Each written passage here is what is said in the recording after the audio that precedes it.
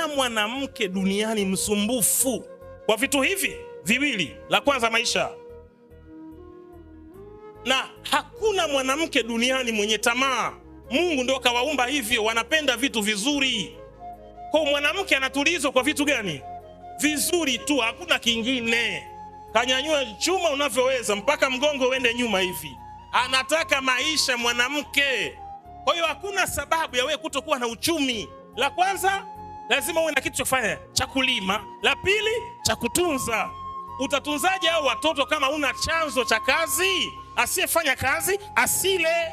Kwa sitaki mwanaume yoyote anasema IPM ni mchungaji wangu alafu una kazi. Na kama una kazi baba, kama unaniamini kweli, I swear before God, wiki hii siisha upate kazi. Napokea.